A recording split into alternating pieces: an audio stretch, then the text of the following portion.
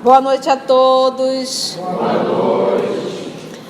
Hoje, 6 de dezembro de 2017, nós estamos reunidos para estudarmos a obra Boa Nova. E hoje é o nosso estudo de número 36. Nós iremos hoje iniciar o capítulo 14, que retrata a lição de Nicodemos. Mas antes de adentrarmos no estudo da obra Boa Nova, nós iremos ler essa passagem que está no Evangelho de João, capítulo 3, versículo 1. Capítulo 3, versículo 1. Rogamos que o nosso Senhor Jesus nos conduza, que Ele possa nos inspirar e preparar o nosso terreno, o nosso coração, para recebermos as sementes dessa noite. O livro Boa Nova, talvez nós venhamos a pegar só o início, que ele vai retratando a parte política e como a sociedade estava perante o trabalho do nosso Senhor Jesus. Então, e ele vai apresentar, o livro entra direto em Nicodemos, o Novo Testamento, mas a obra de Humberto de Campos, ele vai retratar detalhes de quem era Nicodemos, por que Nicodemos seguiu Jesus, como a sociedade estava olhando, ok? Vamos para o Evangelho primeiro? Bora lá. O encontro com Nicodemos. Evangelho de João, capítulo 3, versículo 1. Havia entre os fariseus, o que é o fariseu? Era o conhecedor da lei e que ensinava a lei. De que lei nós estamos falando? Da lei do Antigo Testamento. Ele conhecia profetas, ele conhecia Moisés, que era também um profeta, conhecia Levítico. Ele estudava o Antigo Testamento. Ele estudava a Torá, o Pentateuco mosaico. Então ele era aquele que estudava e que ensinava. Não era comum as pessoas saberem ler. E todos os ensinos quase eram ensinos oral. Então as pessoas aprendiam decorando. Por isso alguns filósofos, bem antes de Cristo, quando começou a surgir a escrita, eles começaram a protestar, porque disseram que escrever seria uma forma das pessoas deixarem de exercitar a memória. Para te ver, toda mudança provoca um certo incômodo. Se começarem a escrever, eles eram contra a escrita. Quando inventaram a escrita, Então, se começar a escrever, ninguém vai mais exercitar a memória. Então, dentro da cultura hebraica, era muito comum as pessoas saberem decorado os textos. Entendeu? Decorado. Então, a função do fariseu era, ele conhecia e ensinava. Era, por exemplo, Paulo era um fariseu. Era um doutor da lei. Então, havia entre os fariseus, ou seja, um doutor da lei, um conhecedor da lei, um homem chamado Nicodemos, um notável entre os judeus. Então, era alguém assim, bem estudioso da lei, e tinha uma certa credibilidade e, de certa forma, assim, é como se ele fosse... ele era diferente, ele era mais notado. Tamanha a sua intelectualidade. À noite, ele veio encontrar Jesus e lhe disse, à noite, diz Nicodemos, Rabi, mestre, sabemos que vens da parte de Deus, como mestre, pois ninguém pode fazer os sinais que fazes, se Deus não estiver com ele. Então aqui recordamos, vocês lembram do estudo da semana passada, do cego de nascença? Vocês lembram dessa passagem do cego de nascença? Que ele teve que prestar conta aos fariseus. E o que o cego falou? Se Se ele não viesse de Deus, ele não poderia fazer as curas que ele está fazendo. O fato dele ter me curado, isso já mostra que ele vem de Deus. Se ele não viesse de Deus, ele não poderia ter feito isso. Então aqui o que o nosso irmão Nicodemos pega? Exatamente esse tópico. Ele diz assim: Rabi, sabemos que vens da parte de Deus como mestre. Por quê? Pois ninguém pode fazer os sinais que faz. Por que ele chama sinais? Porque no Antigo Testamento as informações eram o quê? Que o Messias iria vir, entraria sobre um burrico na cidade santa, ele fez isso. Devolveria visão a cegos, ele fez isso. Levantaria mortos, ele fez isso. Então isso ele vai chamar de sinais, o sinal de que ele seria o Messias. E o Nicodemos, como um doutor da lei, conhecia isso de cor. Então identificou em Jesus o mestre, o Messias, o Rabi. E era comum o fariseu chamar Jesus de Rabi? Não era. A maioria dos fariseus tinham em Jesus um antagonista. Porque Jesus é altamente contra os movimentos externos, hipócritas, raça de víboras, sepulcro caiado por fora e cheio de podridão por dentro.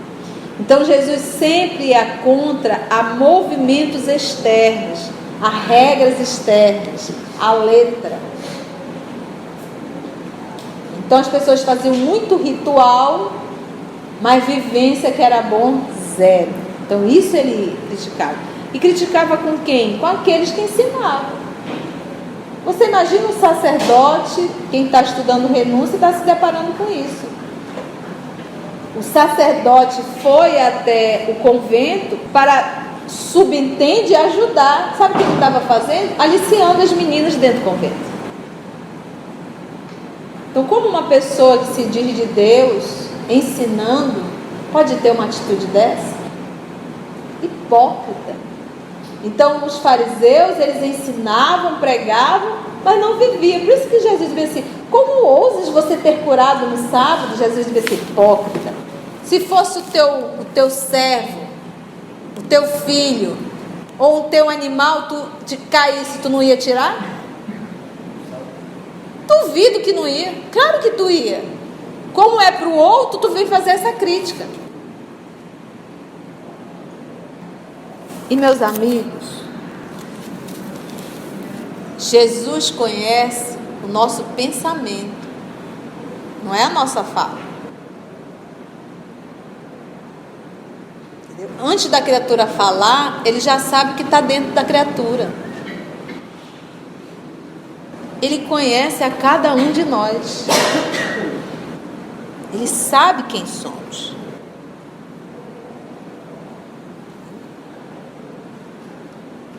Jesus lhe respondeu: em verdade te digo.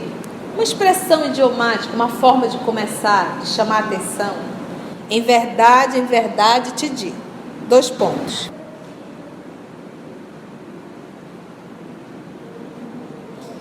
Quem não nascer de novo não pode ver o reino de Deus. Isso aqui já dá um... Gente, espera lá. Ele chegou e disse assim: Rabi, sabemos que vens da parte de Deus como mestre, pois ninguém pode fazer os sinais que fazes se Deus não estiver com ele.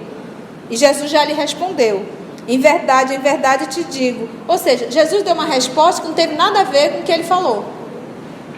Porque ele não fez pergunta assim: o que o homem pode fazer para chegar no dele? Já vem aqui e diz assim, no Evangelho de João.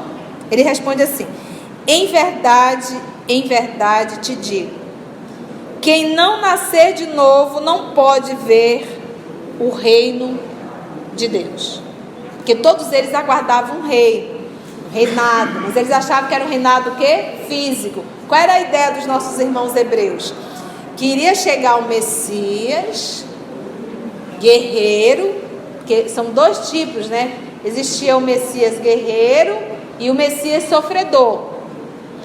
Quando Jesus se apresentou e quando ele falou os salmos no dia da Páscoa, que ele foi ao sacrifício, ele estava se apresentando como um Messias, mas o Messias sofredor. Mas eles aguardavam o guerreiro que ia levantar uma grande guerra contra os romanos para libertar os hebreus, os judeus, da opressão dos romanos. E esse reinado, quando falava, eles imaginavam um reinado físico.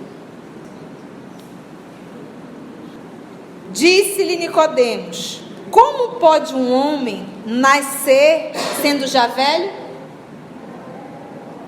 Poderá entrar segunda vez no seio de sua mãe e nascer? Então eles tinham a ideia de que o Espírito podia voltar, mas eles não sabiam explicar como. Por que eles tinham a ideia? Porque eles, quando eles chegaram, não perguntaram: Senhor, e Elias já veio? Mas não tem os discípulos: Senhor, Elias já veio? Jesus responde: ele já veio e vocês não tiveram olhos para ver, que era João Batista. Então eles não conseguiam entender como que esse Espírito ia voltar novamente. Então aqui o Nicodemos, que é um doutor da lei, um homem que estuda as leis, indaga: como, Senhor, pode um homem nascer sendo já velho? Poderá entrar segunda vez no seio de sua mãe e nascer? Aí respondeu Jesus. Então aqui fica bem claro que ele estava entendendo que era renascer de novo. Porque eles acham que é corpo. Como entrar novo? Porque Jesus falou, né? E aí continua Jesus: o que nasce da carne é carne. Então, no movimento do relacionamento entre um homem e uma mulher, o macho e a fêmea, a carne vai gerar a carne, geneticamente falando. O corpo provém do corpo. Tu vai parecer fisicamente com o pai, fisicamente com a mãe. O corpo, o espermatozoide do homem, o óvulo da mulher, unindo, formando a primeira célula, eles estão dando origem ao corpo.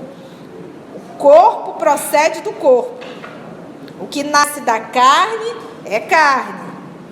O que nasceu do espírito é espírito.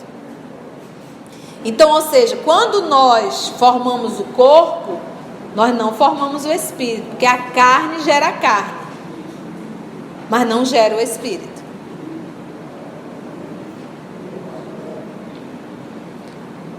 Por isso é que, se você tiver a tradução não sei se do Haroldo tá, mas a tradução da Bíblia de Jerusalém, o primeiro espírito está com letra maiúscula, o segundo está com letra minúscula. Esse espírito com letra maiúscula é quem? Como se fosse assim, a criação, o criador. E o minúsculo, a criatura, a criação. Então, quem cria o espírito é Deus. Nascer da carne e do espírito.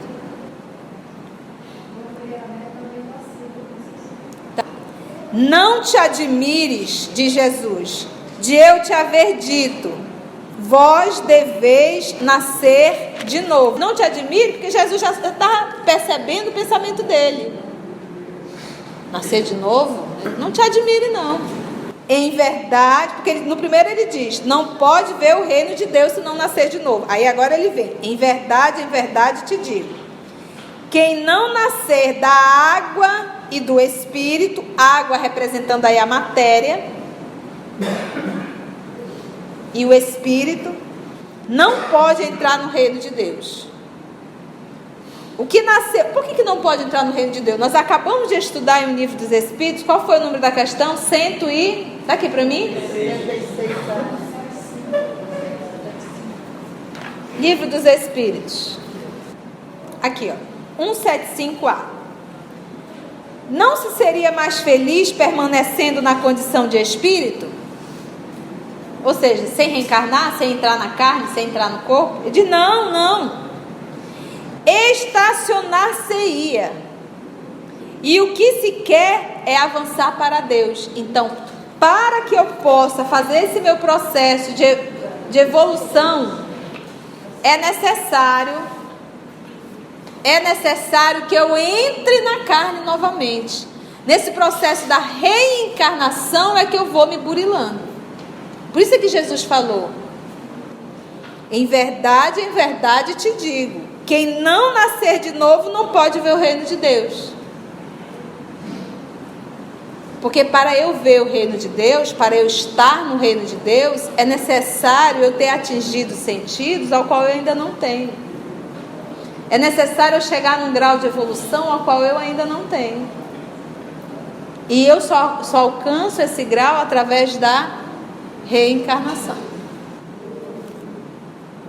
O que nasceu de carne é carne. O que nasceu do espírito é espírito. Então, a carne cria a carne. Mas o espírito, esse é o Criador, é que cria o espírito, a criatura.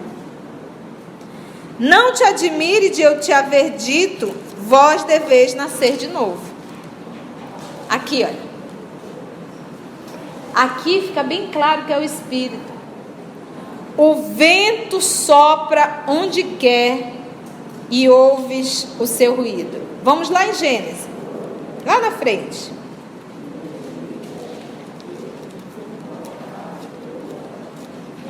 Gênesis, capítulo 2, versículo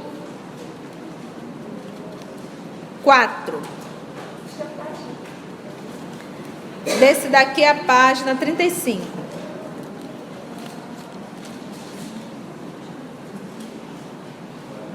A é 4B, tá, gente? Olha só aqui, ó. Lembra que aqui ele falou do quê?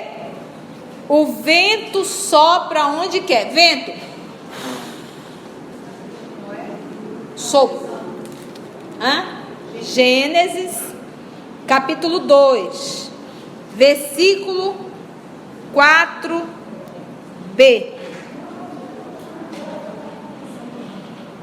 Olha lá. No tempo em que Yahvé, que é o nome de Deus, Deus fez a terra e o céu. Lembra que isso daqui é poesia. Isso é poesia. Tá bom? Explicando a formação de uma forma poética. No tempo em que Yahvé, Deus, fez a terra e o céu, não havia ainda nenhum arbusto dos campos sobre a terra, e nenhuma erva dos campos tinha ainda crescido, porque Yahvé, Deus, não tinha feito chover sobre a terra, e não havia homem para cultivar o solo. Entretanto, um manancial subia da terra e regava toda a superfície do solo. Aqui é o que eu quero. Então Yahvé, Deus, modelou o homem com a argila do solo. Isso é o quê? Argila te lembra o quê? Barro te lembra o quê? Matéria. Corpo. A matéria provém da matéria. Olha só aqui, olha que lindo. Deus modelou o homem com a argila do solo, a matéria. Aqui, ó. Insuflou,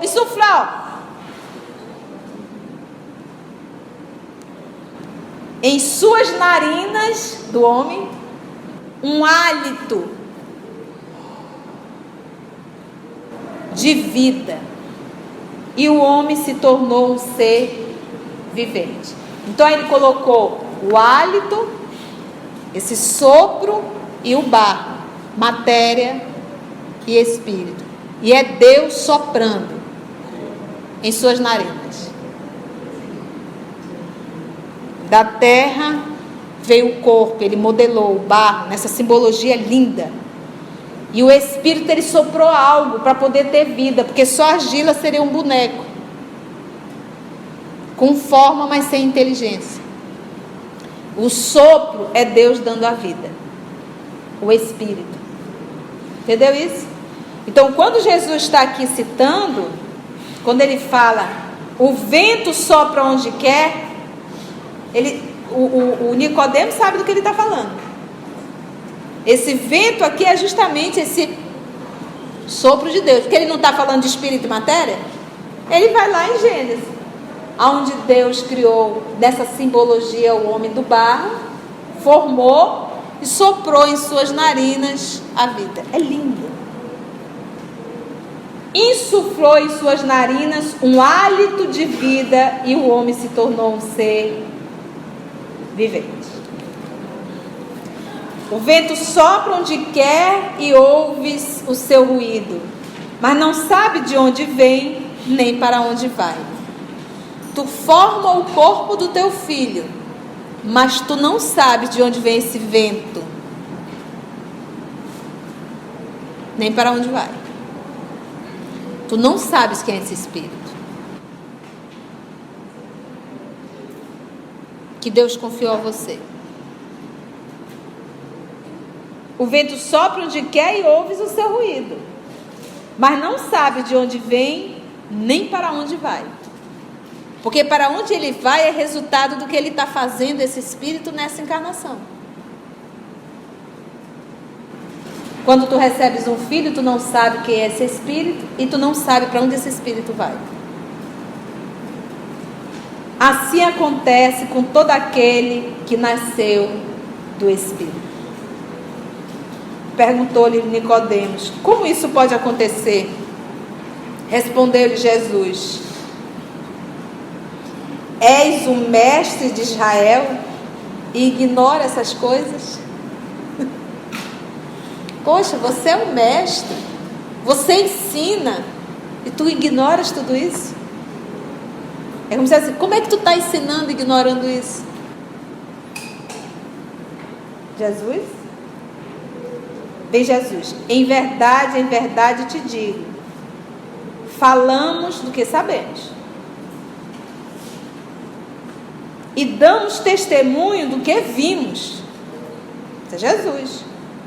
Porém não acolheis o nosso testemunho. Se não credes,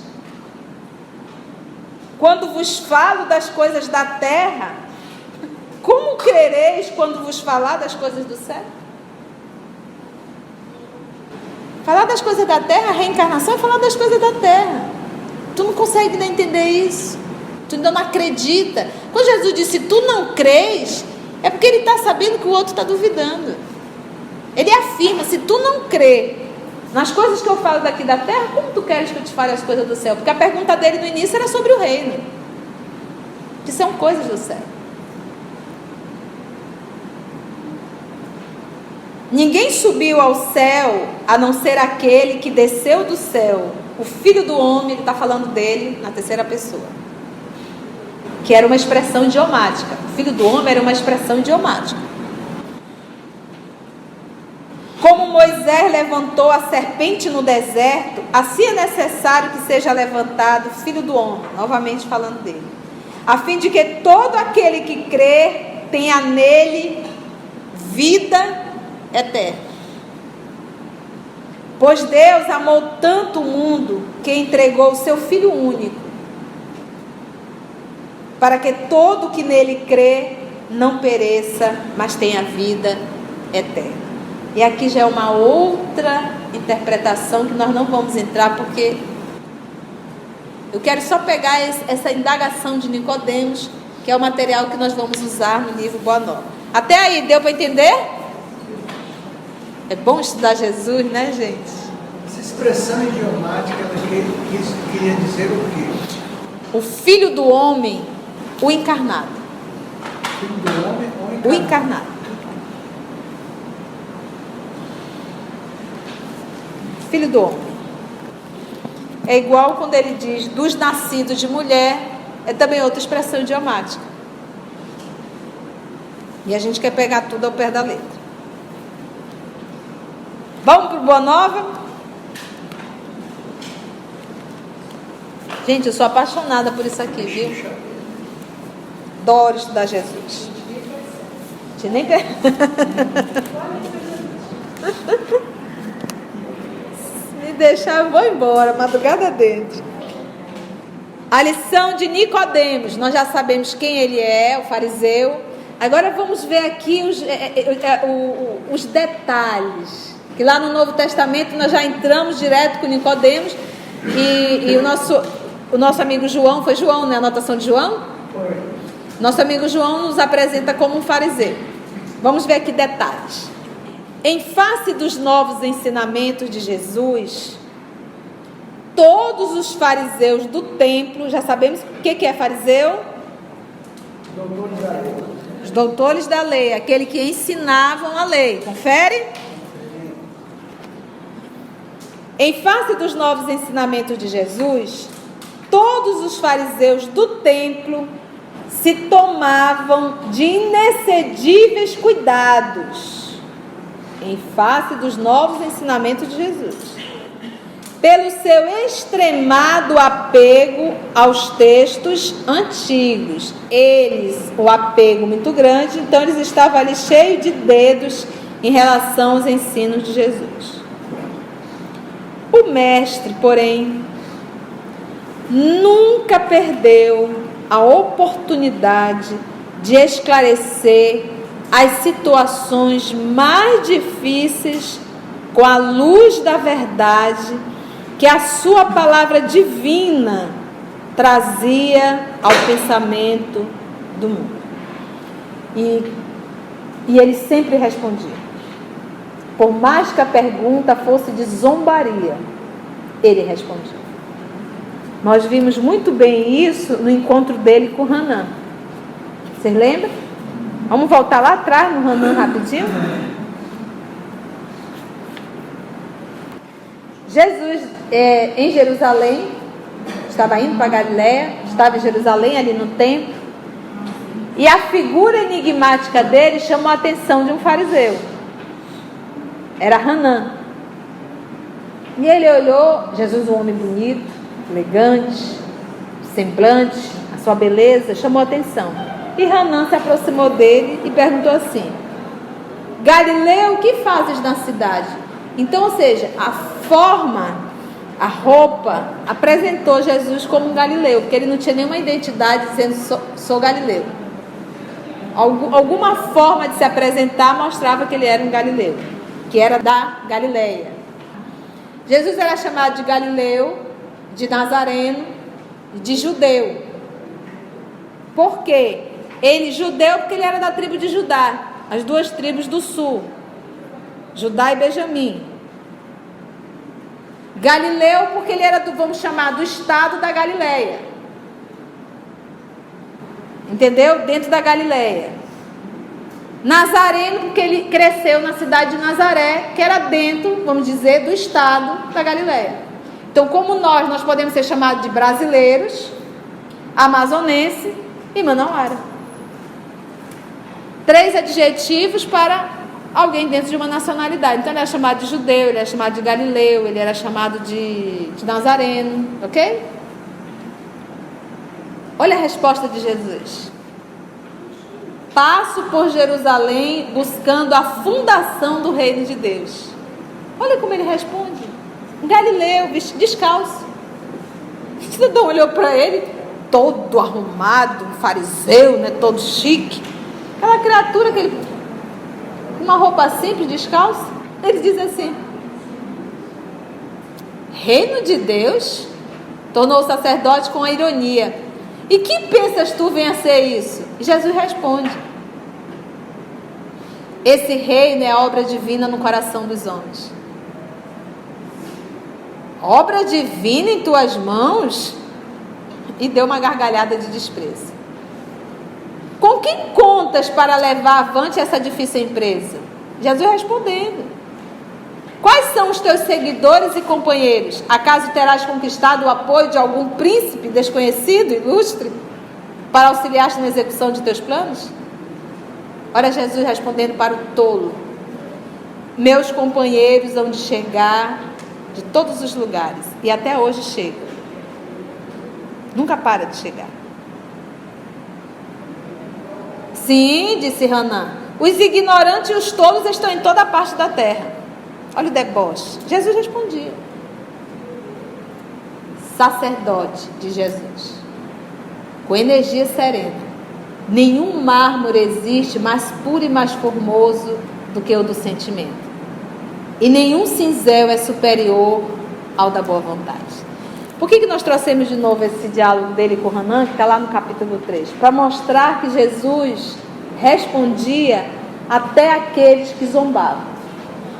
Então ele não, em nenhum momento ele negou a resposta. Vamos perceber isso com a parábola que ele dá do bom samaritano. O que um homem poderá fazer, né? Ele indaga para adquirir o reino, o povo queria o reino. Ele queria saber o que Jesus respondeu.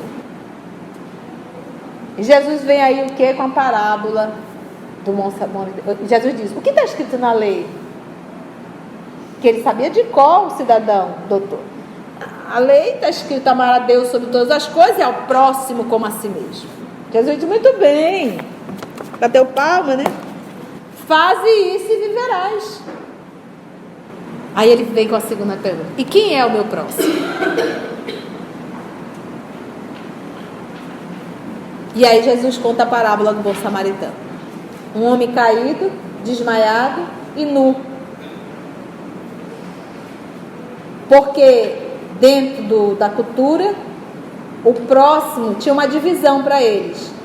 Para alguns, o próximo era só o meu irmão judeu.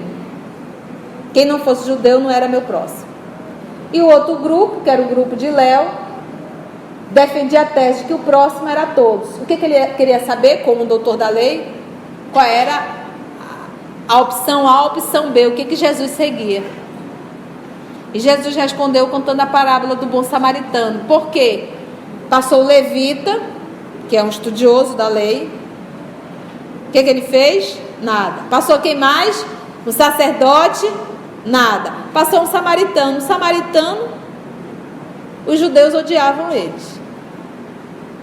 E foi justamente o samaritano que acolheu. Então é como se Jesus tivesse dado assim um tonho neles. E o cidadão que estava deitado, ninguém sabia a nacionalidade, porque estava desmaiado e nu. Era um homem. Pronto, Jesus respondeu o que ele queria saber. Então Jesus sempre respondeu aos doutores. O mestre, porém, nunca perdeu a oportunidade de esclarecer as situações mais difíceis com a luz da verdade que a sua palavra divina trazia ao pensamento do mundo. Grande número de doutores não conseguia ocultar o seu descontentamento. Por quê? Não obstante suas atividades derrotistas, continuavam as ações generosas de Jesus, beneficiando os aflitos e os sofredores. Jesus nunca desistia. Podiam jogar pedra, elefante, jacaré, Jesus estava ali fazendo o trabalho no bem. Discutiam-se os novos princípios no grande templo de Jerusalém, nas suas praças públicas e nas sinagogas. Os mais humildes e pobres viam no Messias o emissário de Deus, cujas mãos repartiam em abundância os bens da paz e da consolação. As personalidades importantes temiam-no. Tinham medo. É que o profeta não se deixava seduzir pelas grandes promessas que lhe faziam com referência ao seu futuro material. Olha, ele conhece a lei, porque Jesus sempre citava a lei. Por que ele conhecia a lei, gente? Gente, foi ele que enviou os profetas. Ele que acompanhou tudo. Então ele citava a lei, ele conhecia e tinha o dom, ele falava. E além de tudo era o quê? Uma pessoa que realizava curas. O que eles várias vezes o que fizeram? Olha aqui, olha. Promessas que lhe faziam com referência ao seu futuro material. Queriam trazer Jesus para dentro do sinédrio, pagar um bom dinheiro para Jesus. jamais temperava a sua palavra de verdade com as conveniências do comodismo da época. Isso aqui é fantástico. Então, primeiro momento da informação, Jesus recebeu proposta financeira. Imagina que ele vai se submeter. Isso é tentação para ele? Ai, será que eu aceito? Ai, mas é meu futuro. Futuro do Cristo na terra? Você acha que está se preocupado com aposentadoria, com casa, com isso? Que isso? Isso não é futuro para ele. Teve isso. O segundo momento foi o quê? Quando ele ia falar, ele não falava para agradar o ouvido de ninguém. Foi o que o nosso irmão Estevão fez com a presença de Saulo e do seu amigo Sadoc. Estevão não titubeou. Falou do Cristo na presença do fariseu, do doutor da lei, Saulo de Tarso. E Jesus também não se intimidava. Às vezes não é assim? Você está aqui, a presença de fulano, aí você tenta aliviar, ajustar, não. Jamais temperava a sua palavra de verdade com as conveniências do comodismo da época. Apesar de magnânimo para com todas as faltas alheias, combatia o mal com tão intenso ardor que para logo se fazia objeto de hostilidade para todas as intenções inconfessadas. Então, ele era magnânimo para com todas as faltas alheias, mas ele não deixava de combater o mal. Vou dar um exemplo.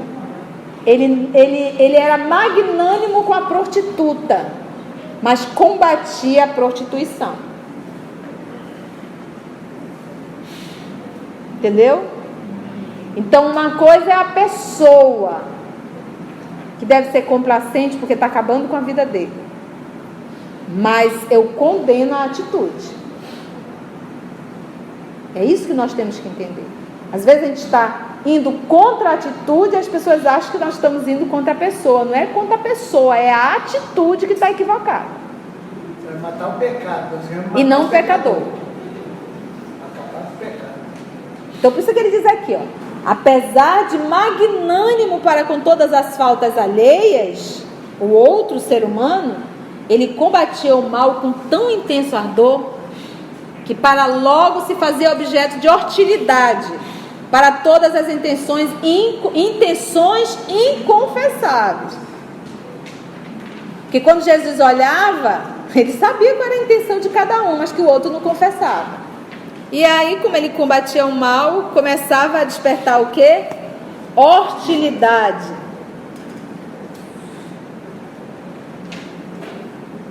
Sobretudo em Jerusalém, que com o seu cosmopolitismo, né, que é essa ideia de quem considera como pátria o mundo inteiro.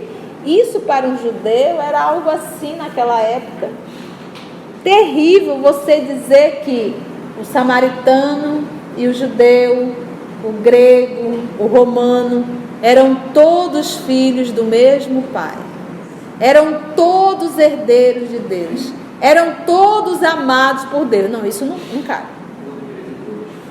Para o judeu, eles eram filhos. Eles eram preferidos. Eles eram aqueles selecionados para estar no reino de Deus.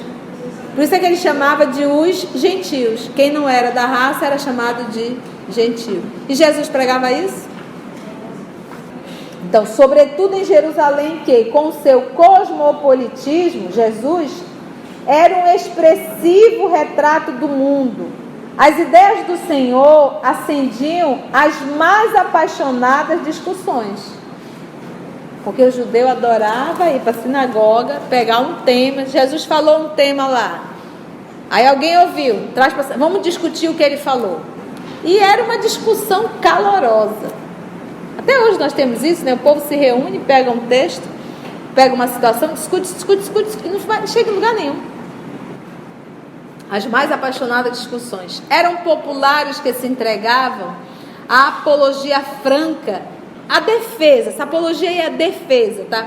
A defesa franca da doutrina de Jesus. Quem era que defendia? Os populares. Servos que o sentiam com todo o calor do coração reconhecido, sacerdotes que o combatiam abertamente, convencionalistas, olha aqui, sacerdotes que o combatiam abertamente, eram contra. Convencionalistas que não toleravam, indivíduos abastados que se insurgiam contra os seus ensinos. Então, nessa apresentação aqui, quem é que estava ao lado de Jesus? Os pobres e os miseráveis. Todavia, sem impedimento das dissensões naturais que precedem o estabelecimento definitivo das ideias novas, alguns espíritos acompanhavam o Messias, tomados de vivo interesse pelos seus elevados princípios. Alguns. Entre estes figurava Nicodemos. Então, a massificação era contra, mas como ele diz, alguns espíritos acompanhavam o Messias, tomado de vivo interesse pelos seus elevados princípios. Entre estes figurava Nicodemos, um fariseu notável, pelo coração bem formado. E como é que está lá no Evangelho quando fala dele? Ele era um fariseu o quê? Notável, lembra? Fariseu notável pelo coração bem formado e pelos dotes da inteligência. Então era um homem, coração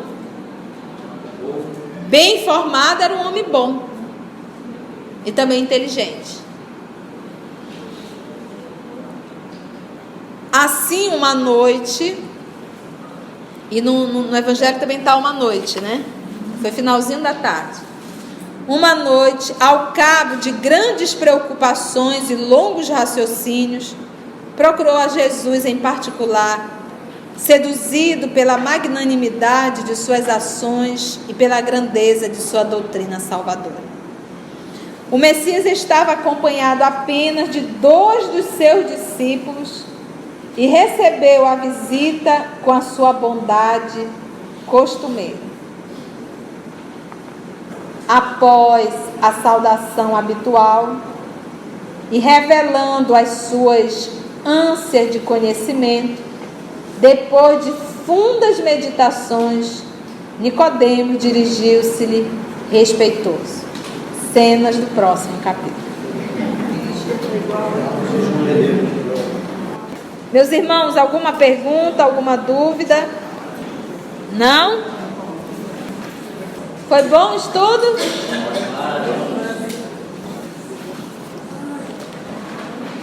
Vamos fazer a nossa prece de agradecimento. Vou pedir para o nosso irmão João.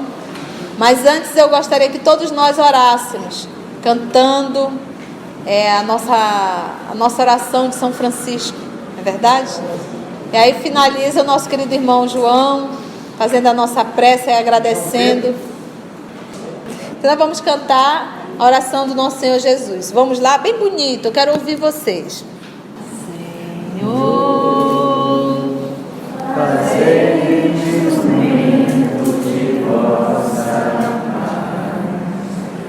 Onde houver ódio, que eu leve o amor. Onde houver ofensa, que eu leve o perdão. Onde houver discórdia, que eu leve a união. Onde houver dúvidas, que eu leve a fé. Onde houver erro, que eu leve a verdade. Onde houver desespero, que eu leve a esperança. Onde houver tristeza, que eu leve a alegria. Onde houver trevas, trevas que eu leve a luz. Ó Mestre, fazer com que eu procure mais consolar que ser consolado, compreender que ser compreendido, amar que ser amado, pois é dando que se recebe, é perdoando que se é perdoado, e é morrendo que se vive para a vida eterna.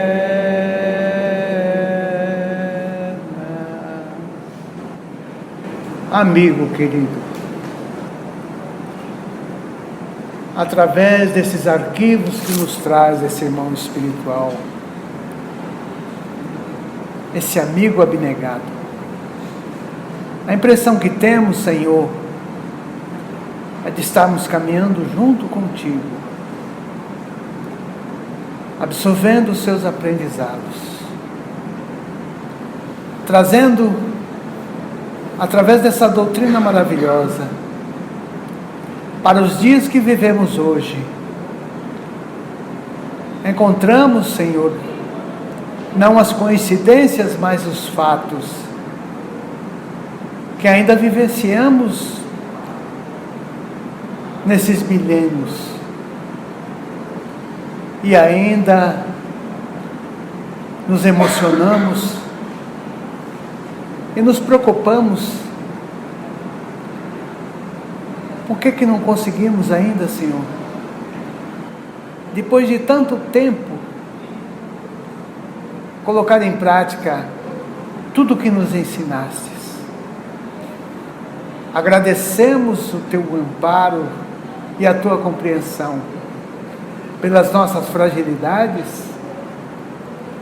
porque ainda somos crianças espirituais.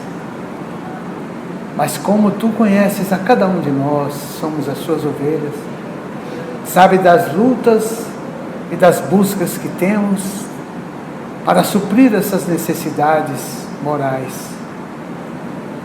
Agradecemos a espiritualidade amiga, essa multidão de espíritos que se encontram aqui conosco, bebendo na tua fonte de amor. Agradecemos essa casa bendita, a esse coração querido que nos traz os relatos, esclarecendo para nós cada ponto, que tu ilumine cada vez mais essa nossa irmã, e o nosso muito obrigado, Jesus, por mais uma noite de estudo. Que assim seja.